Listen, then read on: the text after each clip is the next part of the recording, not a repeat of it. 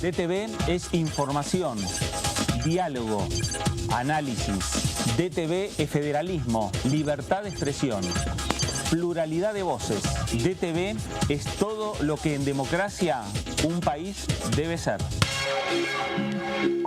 DTV es tu voz en el Congreso. Este 2023, seguí eligiéndonos. DTV, el periodismo en el Congreso.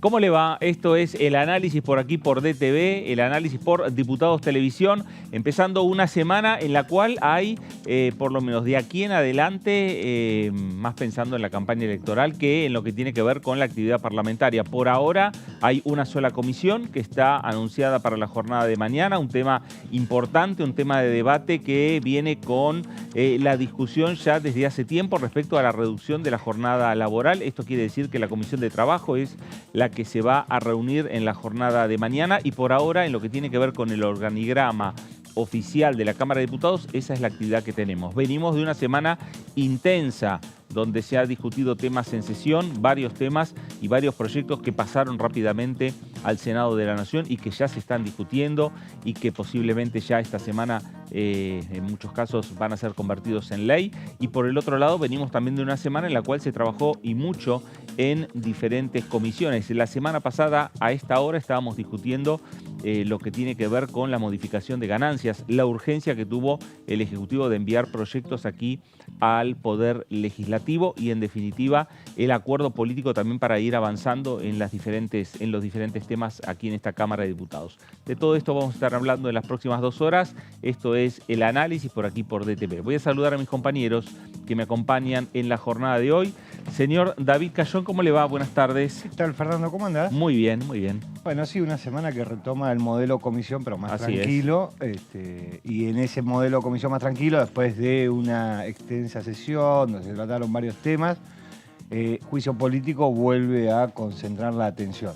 Claro, también. Básicamente de eso vuelve a concentrar la atención. No hay en el corto plazo la posibilidad de una nueva sesión, entonces está más concentrada en la discusión política que en la discusión de temas parlamentarios. Claro. A ver, comisión de juicio político, pero que todavía no está anunciada. No, Porque está decíamos, anunciada. lo único que está anunciado es la reunión de la Comisión de la Legislación Laboral. Sí, que empieza a debatir la reducción, los proyectos que hay de reducción laboral, de horario laboral. Señora Laura Serra, ¿cómo le va? Buenas tardes. Hola, Fer, ¿cómo andan, Muy chicos? bien, ¿Todo bien? Muy bien, muy bien. Empezando la semana. Empezando una semana que se avisora muy tranquila. Estamos ya a menos de un mes de las elecciones. Estamos a menos de un mes de las elecciones, pero estamos a menos de una semana también del primer debate presidencial.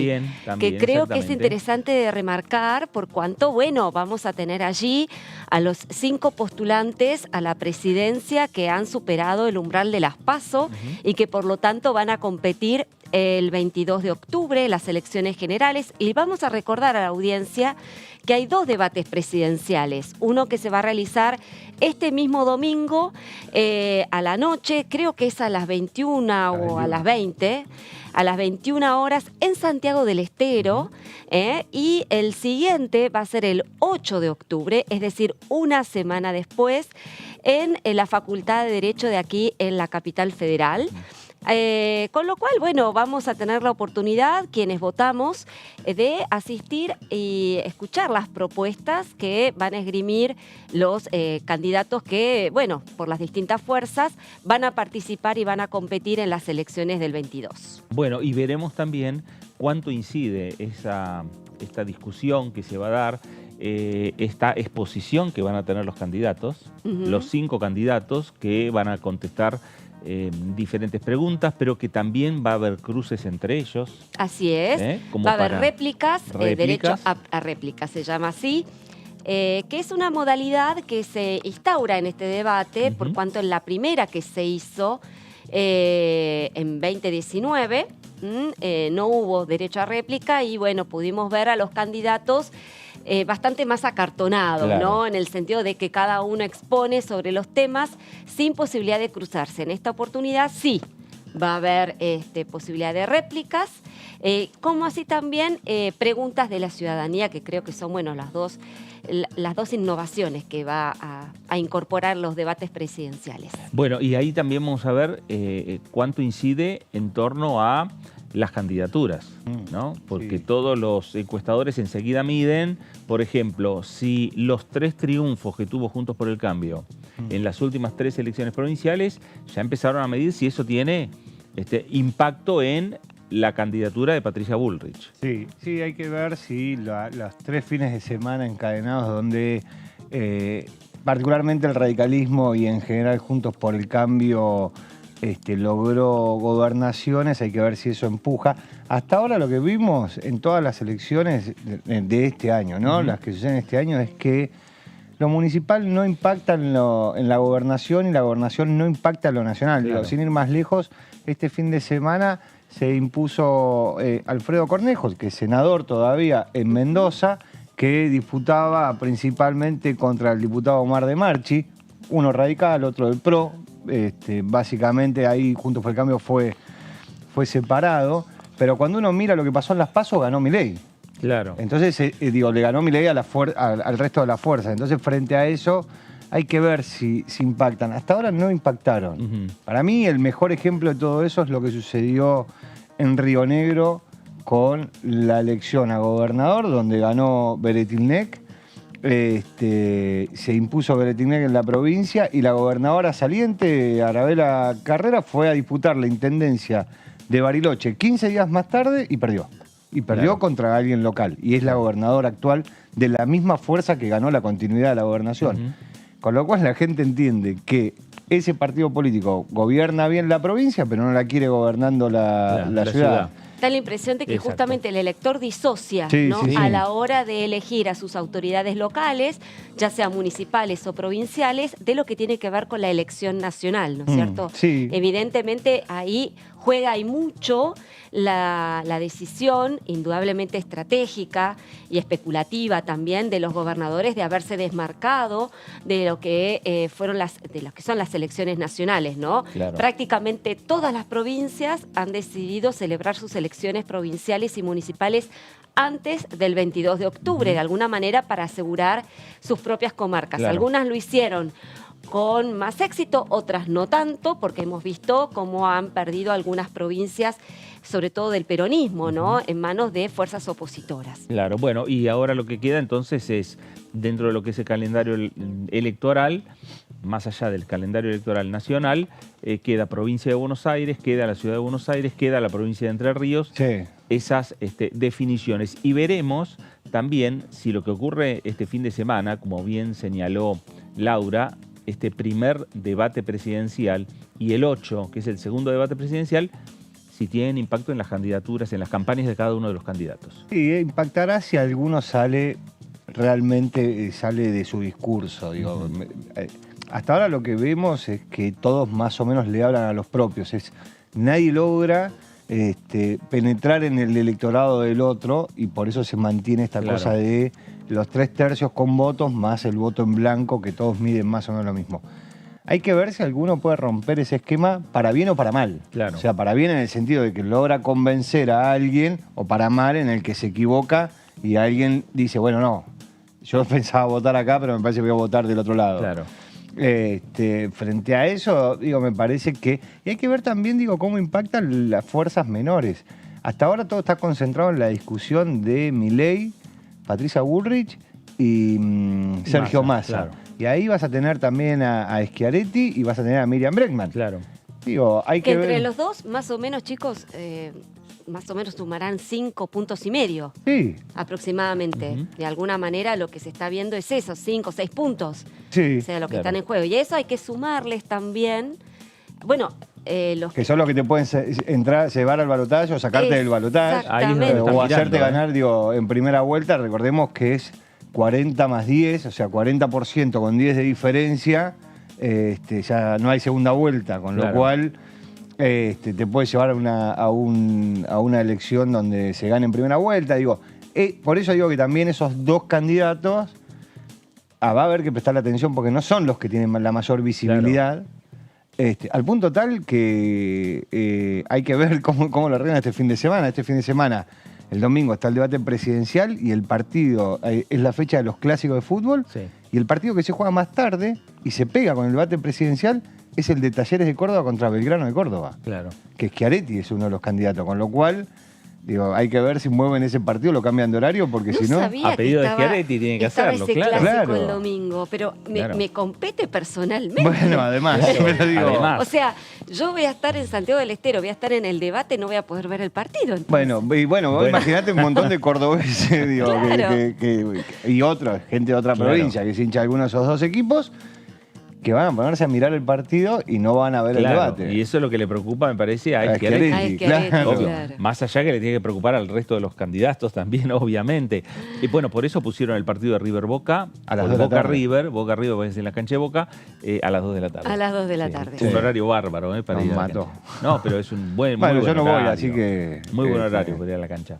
Porque termina temprano. Termina temprano. A veces los claro. partidos es ir a la cancha, un partido que empieza a las 9:30 de la noche. Bueno, está bien, pero vos lo tenés que pensar de otra manera. ¿A qué hora almorzás? No, Porque no sí. vas a ver un River Boca No, claro. a las 2 menos 5. Vas 1 hora y media antes. más Bueno, o ese menos. es el brunch. 2 horas o 3 Empezás horas el antes. brunch, Claro. tipo 12. Tipo haces 9 de el la brunch. mañana te haces unos ravioles. 9 de la mañana, los ravioles del domingo, más o menos. Claro. Y Bueno. ahí arrancas. Bueno, vamos a ir viendo la agenda. Interesante este tema, el tema del debate presidencial.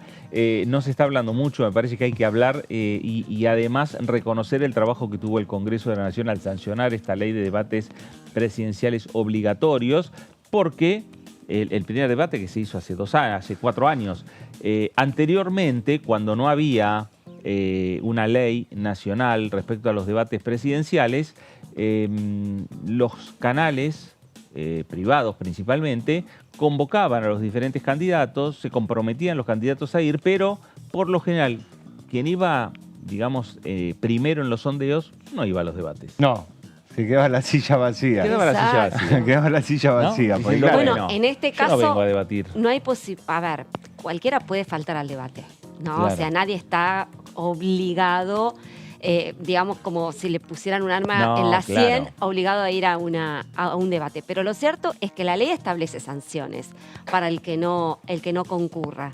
Esas sanciones son, por un lado, sanciones económicas, no se le van a girar los aportes que el Estado habitualmente gira a los partidos políticos que participan en las elecciones, y además se le va a mostrar en todo momento el atril vacío. Claro. Es decir, en este caso, si no fuera alguno de los candidatos, estarían los restantes 4 enfocados y el quinto con el Claro. atril vacío, mostrando entonces en todo momento de que hay uno de los participantes que rehusó a ir al debate. Claro. Bueno, vamos a ir hablando y vamos metiéndonos también en lo que tiene que ver con esta agenda que tiene el Congreso de la Nación, cruzada por el año electoral, por este mes que falta o menos de un mes que falta para la elección del próximo 22 de octubre. Uno de los temas que señalamos, el tema del juicio político a la Corte Suprema de Justicia de la Nación. Un tema que desde principios de años lo impulsó el oficialismo, lo impulsó el Frente de Todos, más allá que lo firmaron los propios diputados nacionales, Germán Martínez, como cabeza del grupo de legisladores que lleva la firma de este pedido de juicio político a los magistrados. Lo cierto es que el propio presidente de la Nación, Alberto Fernández, los gobernadores de extracción justicialista, lo han solicitado y porque esto principalmente lo que tiene que ver, o el disparador, tiene que ver con lo que fue en su momento el fallo de la Corte Suprema de Justicia respecto a la coparticipación entre la Nación y la Ciudad de Buenos Aires. La queja ante la justicia de la Ciudad de Buenos Aires, el fallo de la Corte Suprema de Justicia de la Nación. Esto se fue sumando a otros temas después, Sí. ¿no? Se abrió a otros temas. Sí, la decisión de que sean los legisladores quienes presenten el juicio político, el pedido de juicio político, no el presidente de la Nación, que tiene la potestad para hacerlo, es que modifica el tiempo parlamentario que tiene el juicio político. Si lo presentan los legisladores son 3 años, si lo presentan el presidente son 2 años solamente. Claro. Frente a eso lo presentaron los legisladores, ¿por qué? Porque en 3 años vaya a saber quién tiene la mayoría, ¿no? Claro. Digo, entonces ahí es donde se juega, que es la mayoría en el recinto, que es donde después se juega todo eso. Y sí, se fueron sumando denuncias preexistentes, las de la coalición cívica, por ejemplo, y nuevas denuncias que fueron sumando los legisladores del Frente de Todos. Básicamente son 2 ejes. Uno tiene que ver con un eje más político, que es esto, lo de la coparticipación, pero no sobre cómo se toma el fallo, cómo la Corte toma el fallo de la coparticipación, sino los acuerdos, los nexos políticos que dice que tiene el oficialismo, que la Corte tiene, claro, respecto de ahí cómo toma el fallo. El otro tiene que ver con el manejo de los fondos. El otro camino que sigue es el manejo de los fondos, que es el camino, por ejemplo, de la coalición cívica. Claro. Que tiene que ver con el manejo de los fondos de la obra social de la justicia y que todo depende de los magistrados de la Corte. Son esos básicamente los 2 ejes. Ahora estamos en el eje político más que en el eje económico. El eje económico fue el primero de todos. Claro, y ahora estamos en la instancia de discutir la decisión de la Corte de traer nuevamente o reemplazar, en definitiva, la ley del Consejo de la Magistratura por la vieja ley que había derogado el Congreso de la Nación, ¿no? Declarando inconstitucional 16 años después la sanción por parte del Congreso de la Nación en épocas de Cristina Kirchner y trayendo digamos, retrotrayendo la vieja ley que había derogado el Congreso Nacional. Y que esa ley, que era lo que estaba en su momento, lo que establecía era que el presidente de la Corte era el presidente del Consejo de la Magistratura, ¿no? Entonces ahí estamos ahora en esta etapa de la discusión que tiene la Comisión de Juicio Político, que se fue, digamos, dilatando en el tiempo. Esto es un tema que se podría haber resuelto en pocos meses. En un principio se hablaba de 3 meses. Sí, pero lo cierto es que el oficialismo fue pidiendo cada vez más prueba, más prueba, a punto tal de que creo que en la última reunión de la comisión alguien mencionó, creo que uno de los diputados de la oposición de Juntos por el Cambio, que ya hay 100.000 fojas, sí, digamos, en el expediente, con lo cual... El diputado Tonelli. El diputado Tonelli efectivamente lo planteó diciendo que imposible que alguien pueda leer y analizar y estudiar semejante cantidad de información. El oficialismo, cada vez que, pide la palabra, por ejemplo, Rodolfo Tailade, del oficialismo, pide, digamos, todo tipo de pruebas en cada una de las causales. Y eso de alguna manera va abultando los expedientes y, bueno, genera estas cuestiones, ¿no? Las dilaciones, no las dilaciones para evitar llegar a un desenlace, sino el hecho de que se vaya prolongando en el tiempo la posibilidad de dictaminar rápidamente sobre esta cuestión, que evidentemente el oficialismo no tiene ningún apuro. Da la impresión que el objetivo de ellos es tratar de utilizar electoralmente durante todo este año la Comisión de Juicio Político para, confrontar con Juntos por el Cambio y tratar de poner en el banquillo de los acusados a la Corte Suprema de Justicia, a la que consideran, Cristina lo ha dicho siempre, ¿no? Como una justicia o una corte, digamos, que pertenece a un sector político, refiriéndose a Juntos por el Cambio, ¿no? Entonces, utilizaron la comisión, para instalarse electoralmente.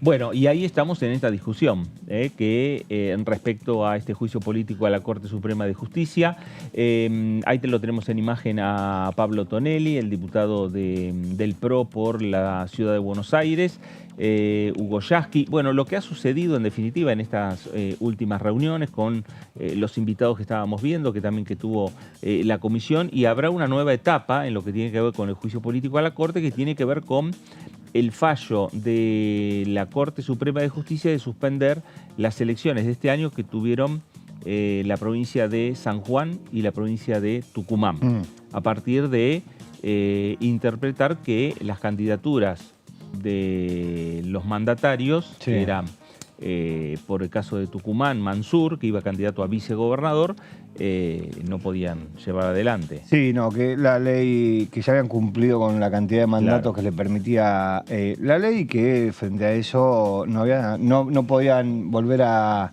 repetir. Lo mismo en San Juan. En Tucumán lo resolvieron bastante rápido, Sí. digo, desde el punto de vista de la organización electoral. En San Juan tardaron más, pero sí, fueron los dos distritos donde la Corte tiene como que se nota mucho en la discusión del juicio político, que a veces complica el resto de las cosas. Si hay algo que los magistrados tienen es tiempo. Claro. Les sobra tiempo en el buen sentido de la palabra, porque los legisladores tienen un tiempo, los presidentes tienen un tiempo y los presidentes de la Corte no tienen ese tiempo. No es que están 4 años y se van, con lo cual esta misma discusión que uno ve para la discusión de juicio político, si el oficialismo lo quiere estirar todo lo que quiera, a la Corte no le cambia absolutamente nada, porque lo puede estirar todo lo que quiera, Claro. porque sigue sin comprometer nada de todo eso. 16 años para tomar una resolución sobre el Consejo de la Magistratura, y un fin de semana antes de las elecciones. Digo, el problema a veces con la Corte, bueno, un fin de semana antes de las elecciones, los fallos que llegan justo antes de que asuman los nuevos presidentes, le pasó a Macri Sí. con la coparticipación. Ahora también hay un par de fallos de la Corte que están esperando para salir. Bueno, está presente todo eso. En el caso de las elecciones, en Tucumán y en San Juan lo definieron una semana antes Claro. de que se dieran las elecciones. Por eso se atrasó el calendario en esas dos provincias. Bueno, a ver, esos fallos no son casuales. No. Y tampoco son, digamos, que fallan sin conocer que justo estaba por asumir un presidente y fallan un tema de coparticipación. No, claramente. ¿No? Bueno, en parte la Corte también tiene su... La decisión de su no hacerlo inclinación antes política y la y decisión de obviamente- hacerlo en ese momento es una decisión política. Sí, son Digo, decisiones. Bueno, después- decisión política, y me remito a acontecimientos que han sucedido en los últimos días, ¿no? Evidentemente la Corte está jugando un papel político, Sí, claro. lo hizo con la cuestión de la jueza Ana María Figueroa, Ujú. la camarista Sí, Ana sí. María Figueroa, y se avecina, vos nos lo podés contar mejor, con esta cuestión del Senado, se avecina un eventual conflicto de poderes entre Sí. el Senado y la Corte Suprema, por cuanto la Uno Corte más. Suprema, uno más, Claro. la Corte despidió, echó a la camarista Ana María Figueroa, que es cercana al kirchnerismo, y sobre quien el kirchnerismo, bueno, quería prorrogar su estancia como camarista unos años más. No pudo conseguir el Claro. quórum el oficialismo en el Senado para ratificar su pliego, y al vencerse el plazo, en agosto pasado, al cumplir 75 años, bueno, la Corte decidió definitivamente desplazarla del cargo. Claro. Ahora bien, David, se viene eventualmente la posibilidad de que el Senado Sí, ratifique el pliego. ratifique el pliego, ¿no? Sí. Y esto se vendría bastante complicado. Y lo último que quería agregar es otro conflicto político de la Corte que, bueno, Rosati se mostró en contra de una eventual dolarización, o por lo menos crítico, no en contra, pero sí crítico, o advirtiendo que la dolarización que pregona Milei, el candidato libertario, iría contra la Constitución Nacional. Y esto ya le generó una respuesta también del libertario. Con lo cual me parece que la Corte no Sí. se está ganando muchos amigos No, claro, últimamente, ¿no? Claro. Bueno, pero acá terminamos, o por lo menos en lo que vos señalas respecto a la jueza que fue desplazada por la Corte, porque en definitiva cumplió sus años. Cumplió la ¿no? edad que Cumplió establece la la edad. ley de jubilación, que es de De 75, 75 años. años, la situación de la jueza Figueroa, que el oficialismo pretende insistir en el Senado Nacional, aquí va a terminar todo con lo que vos, David, señalaste antes. La Corte tiene otros tiempos que no tiene el Congreso o que Sí. no tienen los legisladores. ¿Qué es lo que va a pasar con una sanción, una hipotética sanción del Senado, el tema se va a judicializar. Claro, ahí es como, la verdad es que la gran discusión que tienen esos temas es que hay, lo dicen ellos mismos, hay dos bibliotecas al respecto. Entonces ahí aparecen los constitucionalistas que explican ciertos temas. La realidad es que el Congreso de la Nación es quien designa a los jueces. A través del Senado, de los pliegos, el Consejo de la Magistratura conforma una terna, esa terna va al Poder Ejecutivo, o el Poder Ejecutivo conforma una terna, va al Consejo de la Magistratura, el Consejo de la Magistratura a la Cámara de Senadores, con acuerdo de los senadores se nombra a un juez. Lo que dicen los senadores es, mientras el pliego esté dentro del calendario parlamentario, el pliego tiene validez. Entonces, ¿el pliego cuándo cae? El 10 de diciembre, que es la fecha de cierre del calendario de las sesiones ordinarias. Si el pliego no lo retira el presidente de la Nación, que es el único que lo puede retirar, o ninguno de... O es rechazado por el Congreso. Claro, o el oficialismo o la oposición lo rechaza, el pliego tiene validez, y mientras ese pliego tenga validez, la jueza, en este caso Ana María Figueroa, la abogada, tendría la posibilidad de estar en su cargo. Lo que dice la Corte es que si vos llegás a los 75 años y en el periodo anterior a que vos llegaras a los 75 años, el periodo legislativo anterior, o sea, el año anterior, no fue tratado tu pliego, automáticamente estás jubilado. Lo cierto también es que, por eso digo que acá aparecen los constitucionalistas, la misma Corte decidió en otros casos, inclusive de jueces de la Corte Suprema, que siguieran hasta los 80 años de edad como magistrados. Entonces, digo, la verdad es que el problema de esto, y a veces el problema que tenemos para muchas otras cosas, es que cuando uno mira hacia atrás, dice, bueno, ¿qué jurisprudencia tomo? Claro. La que dice que si tenés 75 años, el día que los cumpliste, no tenés el pliego aprobado, te tenés que ir a tu casa, o la que dice que si tenés 65 años, el día que lo cumpliste, está dentro del Congreso de la Nación tu pliego, bueno, hay que esperar hasta el 10 de diciembre para que te vayas a tu casa. De todas formas, la Cámara de Casación Penal, la Sala 1, que son 3 jueces, faltan 3 jueces para poder trabajar, ahora hay 2. Hay 2, claro. Con lo cual no puede salir ningún fallo, a no ser que pongan un tercero. Claro. ¿Y quién define quién es el tercero? Y el tercero tiene el Consejo de la Magistratura y el Senado de la Nación. Ahora, sobre el caso más urticante que debía tratar esta Cámara, corregime David, es el caso Tesur Los Sauces, sobre el cual estos 2 jueces ya se han expedido a favor de la apertura del juicio oral. Sí. Con lo cual, me parece que sobre ese caso no habría marcha atrás. No, es más, la jueza que ya había firmado su sentencia, cada uno firma la suya, ya había firmado su sentencia y le había avisado a sus otros 2 colegas que estaba en la caja fuerte del despacho del juzgado. Podrían haber utilizado el fallo de la jueza, la sentencia de la jueza, porque vamos a suponer que era a favor de no abrir la causa. Terminaba 2-1, se abría la causa. Claro. O que era a favor de abrir la causa, terminaba 3-0 y se abría la causa. Fue una decisión de parte de, no sé si es de la Sala 1 y de la Corte Suprema jubilarla, y de la Sala 1 no tomar el fallo que había firmado la doctora Figueroa y solamente tomar los de Brulia y Pertusi, esos son los otros 2 abogados. Eso es una decisión. Claro. Después cada uno lo puede catalogar, como quiera, pero Sí, y además se suma esta relación, o esta mala relación, o esta situación conflictiva entre el Senado y la Corte Suprema de Justicia, se suma a lo que está sucediendo también con la representación del Senado en el Consejo de la Magistratura, que todavía no tiene completa esa representación. ¿Por qué? Porque falta uno de los consejeros que representa al Senado, que para el oficialismo es el senador Doñate y para la oposición es el senador Juez. Sí. Entonces ese tema está también judicializado. Todo está judicializado. ¿Y cuándo se va a resolver? con los tiempos que va marcando también la Corte, de decir, bueno, que pase el tiempo y que a fin de año vencerá el mandato de Doñate o de juez. De Doñate o de juez. Claro. ¿no? De juez creo que tiene mandato. Sí, el juez tiene De mandato. Doñate creo que termina. Ay, no sé. Y si no termina, bueno, hay una renovación en lo que tiene que ver con los representantes en el Consejo de la Magistratura.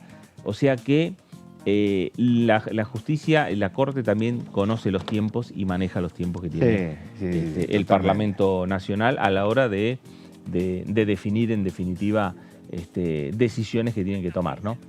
Pero bueno, lo cierto es que mientras tanto, aquí en la Cámara de Diputados de la Nación, veremos si se confirman en las próximas horas, si será esta semana, si no será la semana que viene, pero avanza en la Comisión de Juicio Político, la comisión que encabeza Carolina Gailliard, el juicio político a los 4 ministros que integran la Corte Suprema de Justicia de la Nación. Nos vamos ahora a la provincia de Buenos Aires.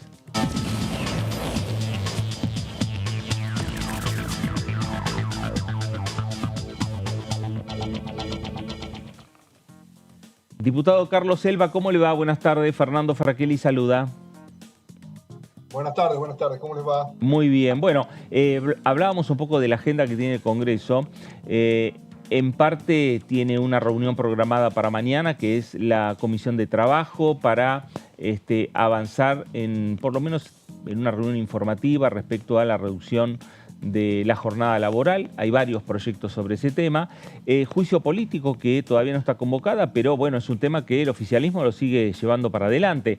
Mientras tanto, puede convocarse a alguna otra reunión. ¿Qué información tiene usted, Carlos?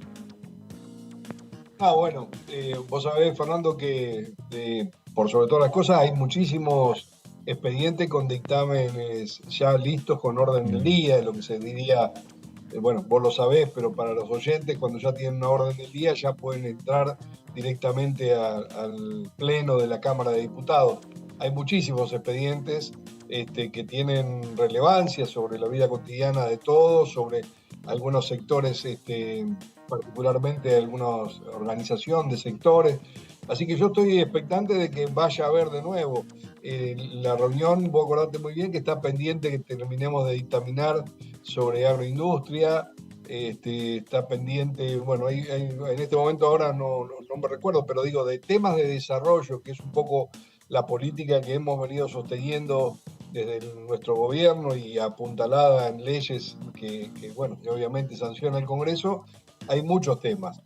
Aprobamos una tanda de universidades que estaban pendientes, pero también han quedado mínimo 3 que están en evaluación, por lo tanto la Comisión de Educación tendrá que ir viendo de qué forma van completando documentación o qué es lo que está faltando como para que puedan entrar al Pleno. Y como lo decimos siempre, ¿no? A uno rápidamente no recuerda, pero evidentemente hay cosas que ya también han pasado para el Senado y que también estamos esperando que se conviertan en ley. Para ser exacto. Claro, y sin dudas también habrá que ver cómo se evoluciona con los anuncios que está haciendo el ministro Sergio Massa, la reunión que ha tenido el fin de semana con los gobernadores, acuerdos en lo que tiene que ver también para tratar de modificar lo que tiene que ver el tema impuestos para impuestos que sean coparticipables, para que las arcas de los gobiernos provinciales no se vean afectadas con estas modificaciones de ganancias.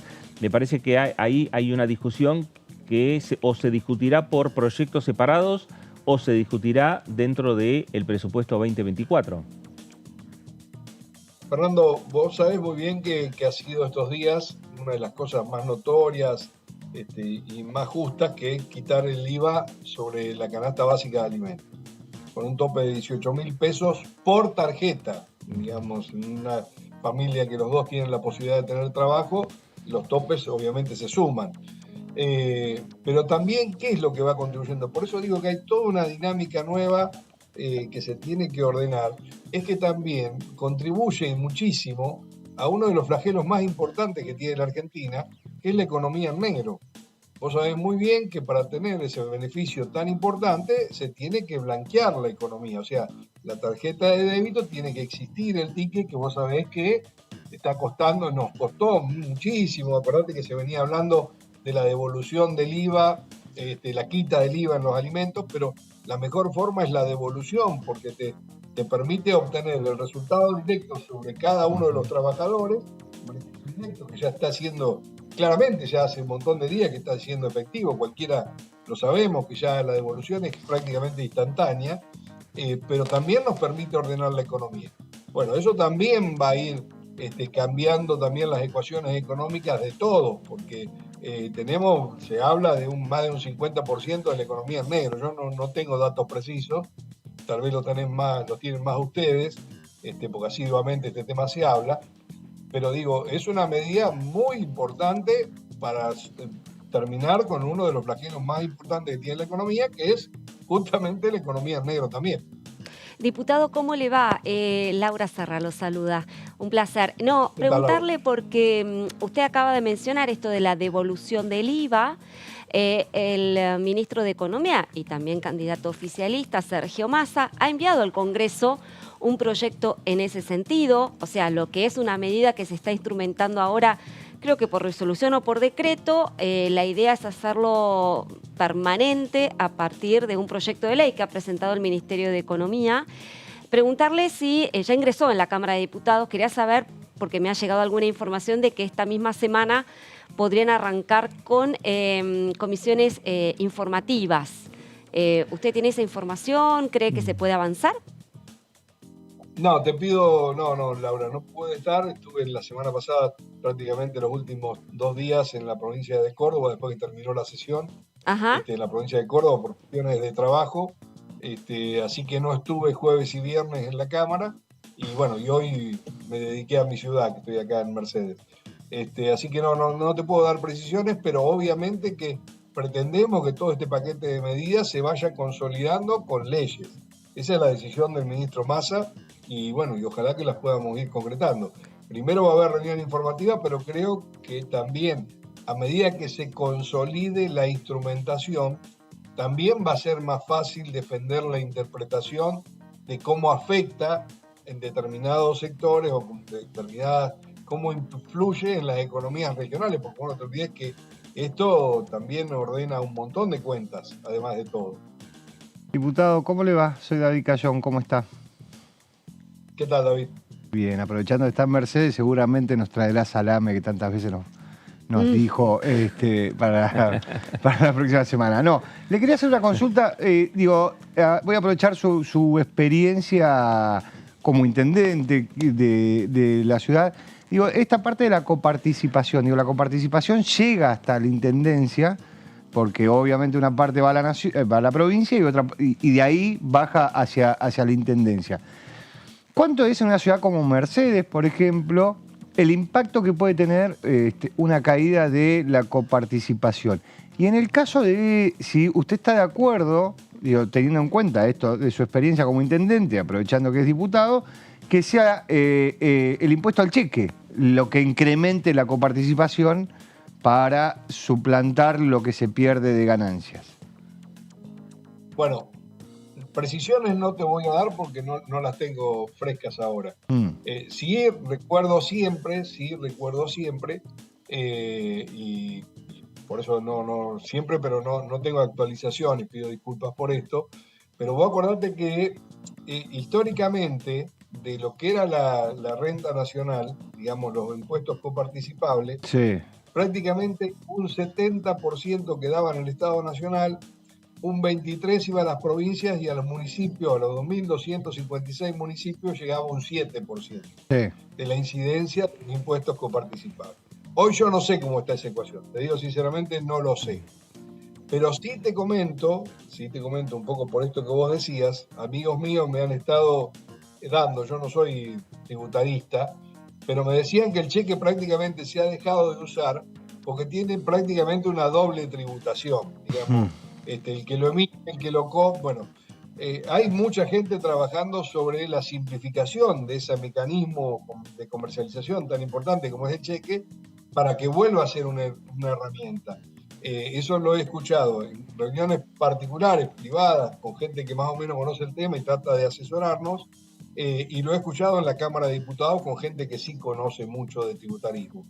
Así que digo, son temas, los dos impuestos están en discusión. Sí. Creo que es el momento de avanzar porque tenemos un ministro de Economía que está decidido a simplificar.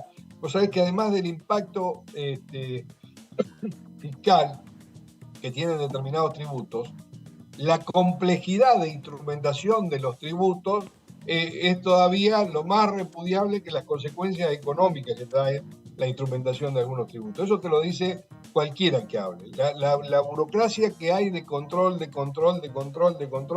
Bueno, entonces digo, estamos en un momento y con alguien al frente del ministerio que creo que si hay propuestas concretas, vengan del lado que vengan, para simplificar el tema tributario, van a encontrar puerto en la figura del ministro Massa.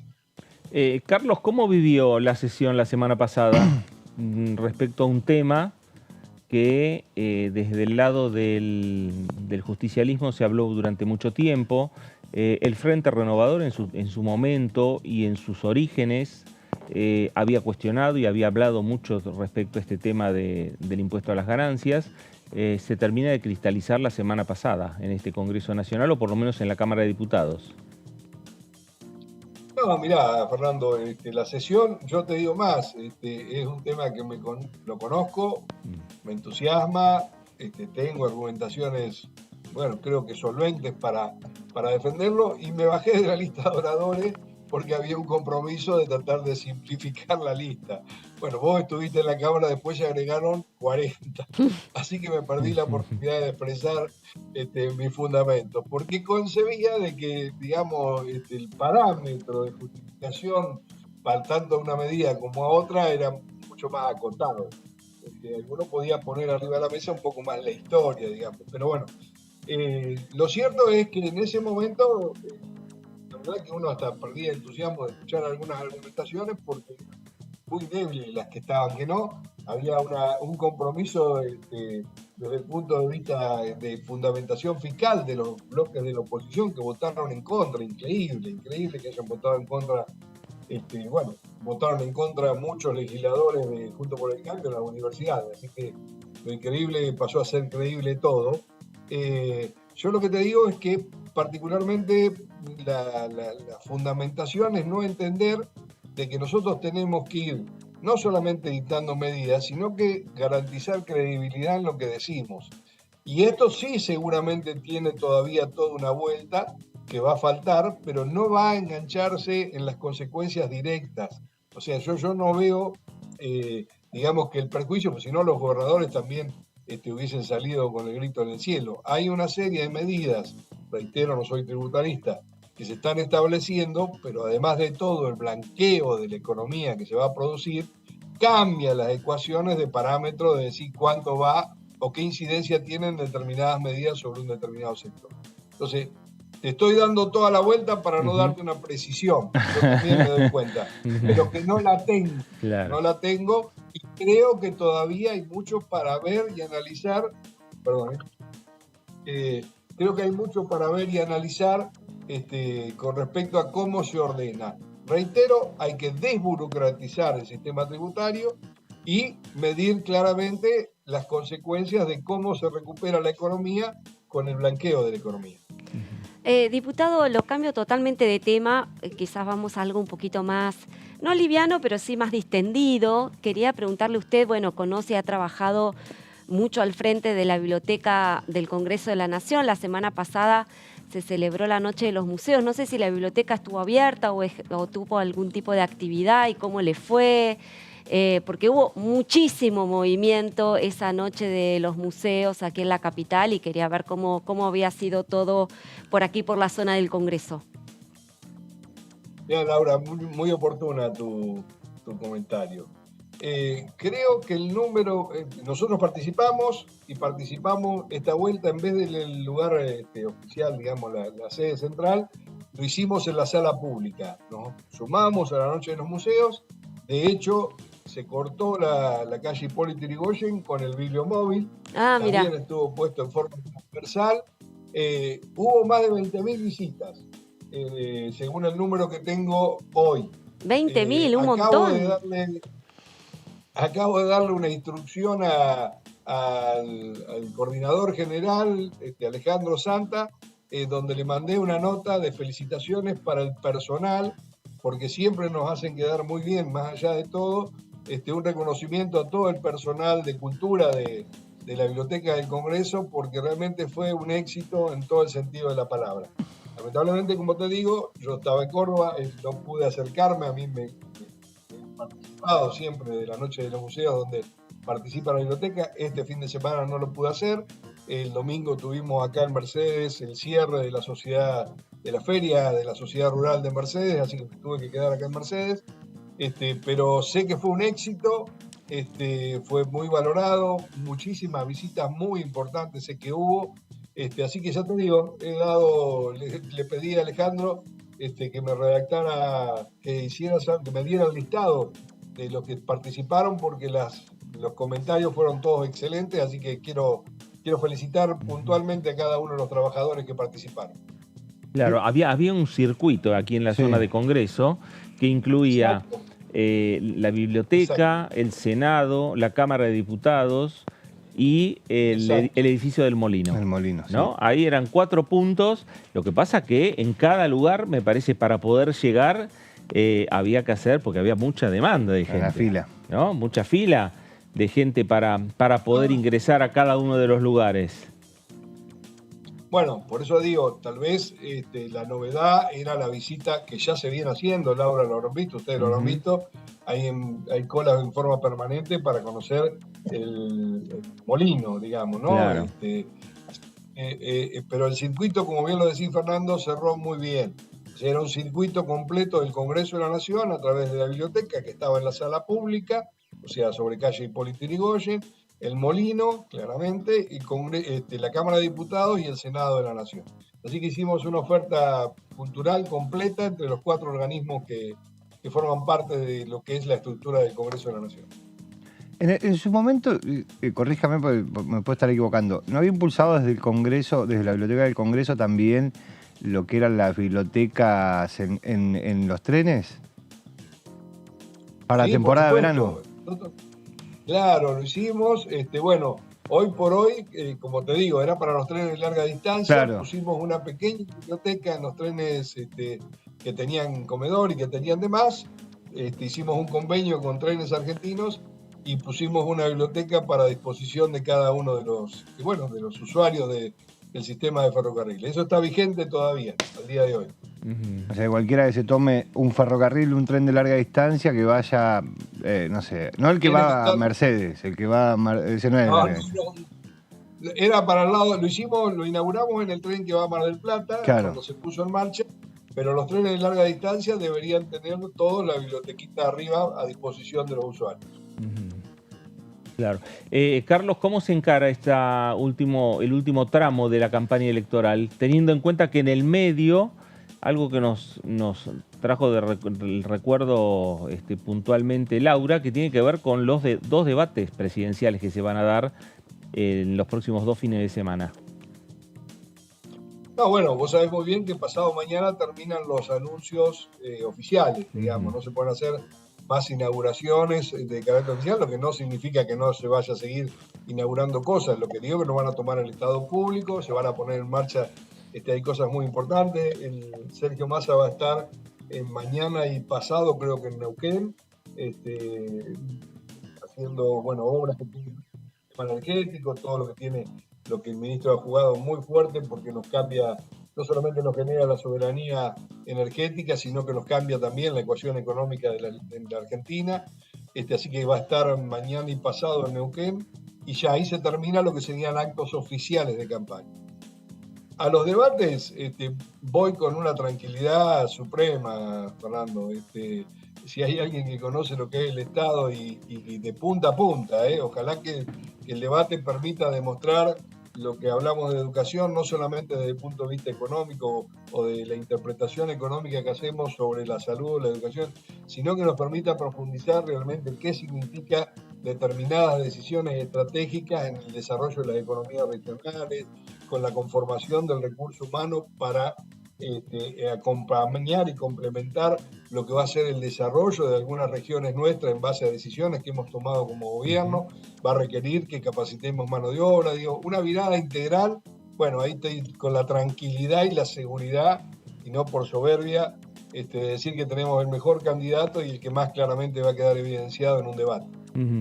Ahí nombraba usted, Carlos, está el tema GNL, gas natural licuado, aprovechando que va el ministro a Neuquén, seguramente le preguntarán por qué no avanza en este Congreso Nacional. Bueno, vos sabés que el otro día se lo comentaba a Sergio en uno de los últimos viajes que viajamos, a Massa, perdón. Sí. Yo le decía que nosotros tenemos, obviamente, y vos lo sabés muy bien, como es el sistema ferroviario, si hay algo que también, y el sector automotriz, si hay algo que genera mano de obra y desarrollo, es la industria naviera. Nosotros tenemos un montón de leyes que estamos adecuando, la ley de industria naval, de marina mercante, hemos estado estos días participando de la adquisición de un nuevo buque que se incorpora a la bandera argentina, digamos, hechos muy fuertes, pero digo, nosotros tenemos el gasoducto, estamos haciendo la planta de liquefacción en Bahía Blanca, bueno, nos falta la última etapa de la cadena, se lo decía Sergio Massa, que nosotros tenemos que empezar a sentarnos con la industria naval para capacitar a la industria naval y invertir en los barcos que van a llevar el gas licuado. En la última etapa, Argentina no fabrica buques que puedan transportar gas licuado. Bueno, es un desafío que tenemos para adelante. El ministro Massa se entusiasmó mucho, vamos a hablar, obviamente no le dan los tiempos, pero tenemos la etapa del cierre, vamos a estar en condiciones de exportar gas licuado, pero todavía lo vamos a tener que seguir haciendo a través de flotas que no son argentinas. Bueno, la industria naval está ahí expectante para poder ser el elemento final de la cadena de un desarrollo de la Argentina y de su soberanía económica. Sí, no, respecto de eso le quería hacer una consulta. Se habló con el ministro de Massa, y más teniendo en cuenta que está en intereses marítimos, sobre la discusión que están teniendo con Paraguay por el tema de la hidrovía. Digo, el peaje de la hidrovía, la legislación que diferencia el peaje en pesos para la carga argentina del peaje en dólares, y obviamente Paraguay, las quejas de Paraguay respecto de la situación que se está viviendo en la hidrovía. Casi nos declara la guerra. Sí, casi le declara la guerra. Sí. La triple alianza otra vez, ¿o no?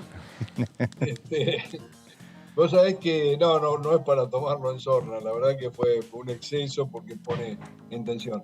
No, yo creo que eso todavía no ha entrado en un debate como tiene que estar. Yo creo que la Cámara de Diputados vamos a requerir información respecto a esto. Vos sabés que hay una comisión particularmente sobre el tema de la hidrovía. Sí. Es un tema que trajo controversia en la licitación. Bueno, pero lo cierto es que Argentina es la responsable, la que se hizo cargo realmente del sostenimiento. Más allá de los números finales, Argentina tiene, digamos, un compromiso en serio de defender lo que es patrimonio nacional y poner en discusión algunos temas. De arranque generaron esta controversia. El Congreso de la Nación tiene que tener más información para ver realmente cómo seguimos con este tema. Y lo digo siendo oficialista, ¿no? Pero creo que es saludable que tengamos más información de los pormenores y los detalles, porque obviamente es la vía de navegación, estamos hablando de la potencialidad de nuestra industria naval, de lo que significa el que maneja la carga y el que maneja el negocio. Bueno, tenemos que tratar de recuperar que nuestra marina mercante vuelva a ser potencia. En el medio está la hidrovía. Carlos, gracias por estos minutos para Con Diputados Televisión. No, un gusto como siempre. Buenas tardes para todos. Gracias, buenas tardes. El diputado Carlos Selva, diputado del Frente de Todos por la provincia de Buenos Aires, por Mercedes. Por Mercedes, sí, básicamente. Mientras hablaba Selva del tema de la hidrovía, antes que nos vayamos a la pausa, este es un tema para que discuta el Parlasur. Sí, claro. Este es un tema para que los parlamentarios del Parlasur, que hoy Argentina tiene representantes, sí, teniendo en cuenta y Paraguay que tiene representantes. Sí, Brasil tiene representantes y Uruguay tiene representantes. Digo, todos esos países tienen implicancia en la hidrovía. Con lo cual deberían resolverlo.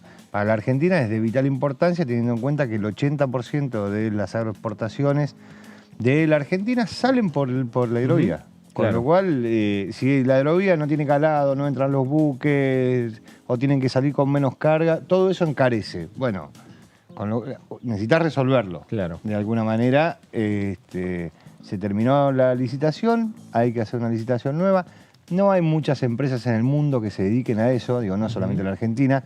Hay 5 empresas en todo el mundo que se dedican a ese negocio en particular. El 22 de octubre no solo elegimos presidente vice, no solo elegimos diputados, algunas provincias senadores nacionales, también elegimos nuestros representantes en el Parla Sur. Parla Sur, sí. Estos son los temas que ahí se tienen que discutir. Bueno, nos vamos a la pausa en el análisis para regresar y seguir hablando de estos temas, seguir hablando de la agenda que se viene aquí en la Cámara de Diputados de la Nación. Pausa, esto es el análisis por aquí por DTV. Regresamos en un par de minutos nada más.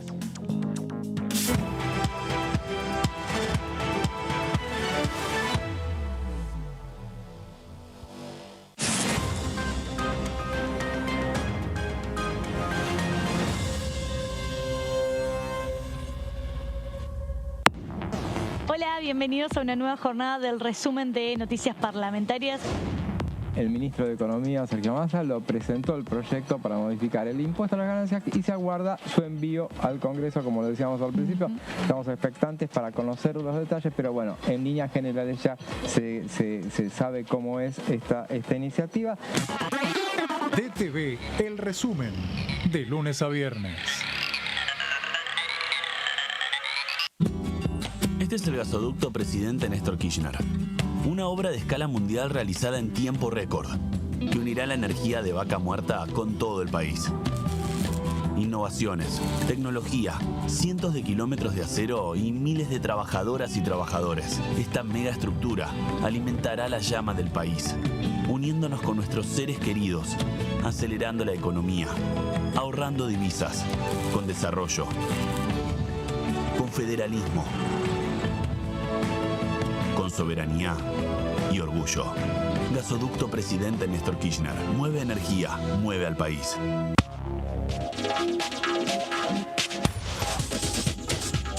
Punto Género, lunes, 23 horas.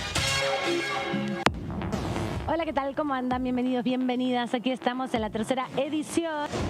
Yo escuchaba esto de que ¿por qué el ministro no hace ahora lo que dice que va a hacer?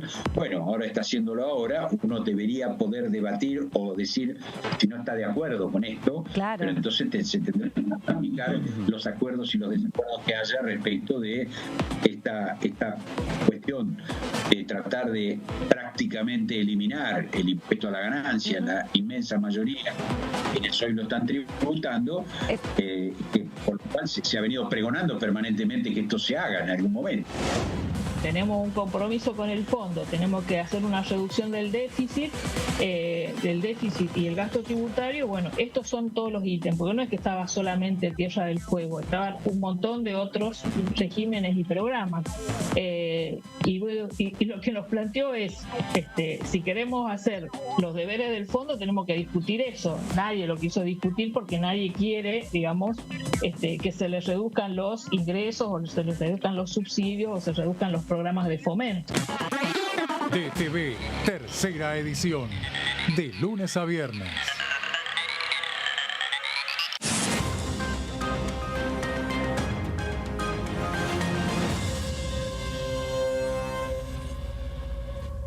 Hiciste la colimba entre 1975 y 1983. Tu testimonio aún puede ser clave para hacer justicia.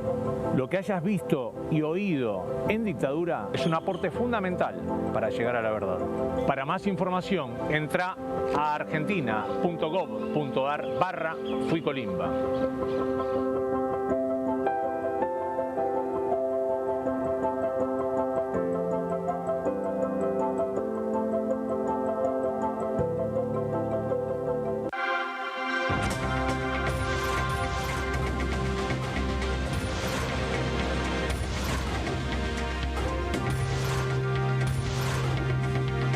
Ellos son tu voz en la tercera edición.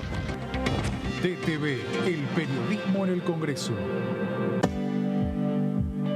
Si somos dueñas y dueños de nuestros libros, somos protagonistas de un futuro mejor. Por eso, entregamos libros a millones de estudiantes en todo el país en solo un año. Además, otorgamos becas educativas para que las chicas y los chicos puedan terminar la escuela.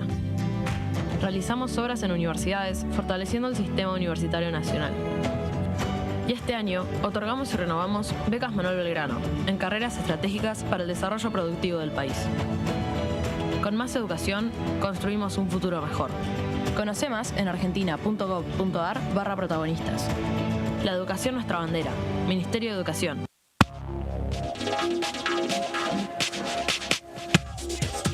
DTV es información, es diálogo, es análisis. DTV es federalismo, libertad de expresión, pluralidad de voces. DTV es todo lo que un país en democracia tiene que ser. DTV es tu voz en el Congreso. Este 2023, seguí eligiéndonos. DTV, el periodismo en el Congreso.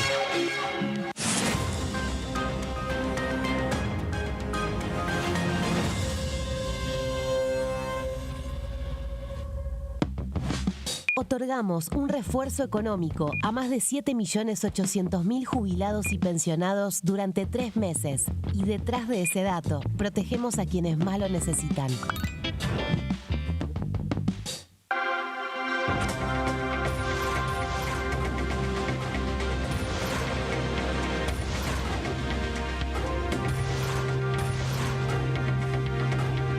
Ellos son tu voz en la tercera edición. DTV, el periodismo en el Congreso. Bienvenidas y bienvenidos a Punto Género. El movimiento feminista en el periodo 2018-2019 y antes también durante 16 años, hemos construido un poder que fue manifestado con pañuelos verdes, que fue estando en la calle, estando en el Congreso, estando en todas partes, en todas las provincias. Lo que fuimos generando también fue capacitación. En esas capacitaciones y en esos encuentros muchas veces es la accesibilidad a los recursos, poder dar una respuesta, los programas del Ministerio que muchas veces, y del Ministerio de Mujeres y de otros organismos estatales que se encuentran en plataformas digitales. Entendemos que poder achicar las brechas de desigualdad, por ahí pensar esta herramienta por un lado para la capacitación en Micaela Digital. Punto Género, lunes 23 horas.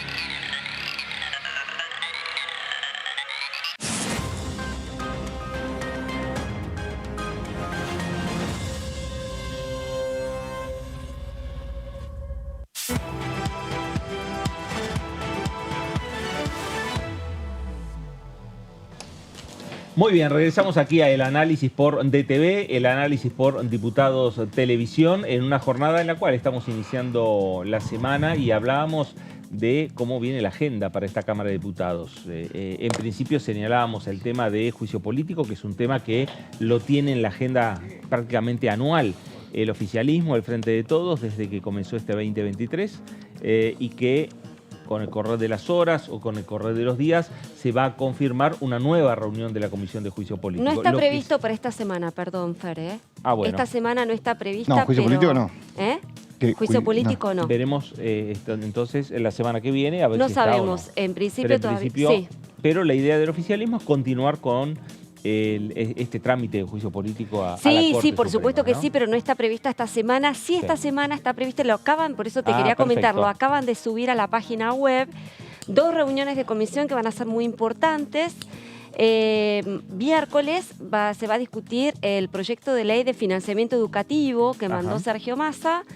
Y el jueves se va a empezar a discutir este proyecto de ley que hablábamos recién con el diputado Carlos Selva, que tiene que ver con la devolución del IVA para las compras de artículos de la canasta básica. La idea es hacerlo permanente por medio de un proyecto de ley. Claro. Así que esas son las comisiones que han sido convocadas para esta semana con temas que obviamente competen a la agenda del ministro Massa. Y vamos a ver la placa que tiene que ver con la reunión de mañana, que sí ya está confirmado que es el mañana a partir de la 1 de la tarde, la Comisión de Legislación del Trabajo, régimen de jornada laboral, ley 11.544, contrato de trabajo, la ley 20.744, esto quiere decir el proyecto de ley que tiene que ver con, o los proyectos de ley que tienen que ver con la reducción de la jornada laboral. Son 7 en total. Son 7 proyectos de ley en total que se han presentado. La mayoría son del Frente de Todos y hay uno que pertenece al socialista Enrique Esteves. Mañana va a venir la ministra del área, la ministra de Trabajo, Kelly Olmos. Van a estar presentes sindicalistas y también representantes de la UIA. Vamos a ver qué decía Vanessa Siley, presidenta de la Comisión de Legislación Laboral de esta Cámara de Diputados. Hay 7 proyectos de ley presentados que están radicados en la Comisión de Legislación Laboral. Dentro de esos 7 proyectos se ha trabajado en asesores de los diputados y diputadas. Está el de Palazzo, Yasky Ormachea, Valdés tiene un proyecto. Bueno, Enrique Esteves, que es del socialismo, tiene un proyecto para reducir la jornada laboral también. Entonces, sí. Socialista y Rosarino. Exactamente. Bueno, la idea es unificar eso, lo hemos hecho en asesores ya. Este tema ya se trató en asesores de legislación laboral, quiero también poner en conocimiento. Nuestro bloque ha unificado en un proyecto de consenso de 36 horas semanales, con posibilidad de negociar o conversar o analizar la implementación de esas 36 horas, que puede ser paulatinamente. Y estamos esperando para la semana que viene poder comenzar a tratar con informativas. Estuvimos contactando a varias empresas argentinas que ya han reducido la jornada laboral, sobre todo empresas de software. ¿Y qué impactos tiene para la gente, no? Porque recordemos esto, estaríamos modificando una ley de 1929, ¿no? La jornada laboral en Argentina se estableció en 1929. Casi 100 años. Ya tiene dicho la OIT también que hay que reducir la jornada laboral y los impactos que esto trae en la productividad, en la mejora de la calidad de vida, en la reducción de accidentes laborales. Y que como claramente es reducción de jornada sin tocar el salario y el sueldo se mide el valor hora, el valor de tu trabajo es por hora, salario por hora. Y al quedar establecido tu salario vas a tener un incremento nominal del sueldo. Entonces, y las empresas no pierden, porque también esto hay que decirlo.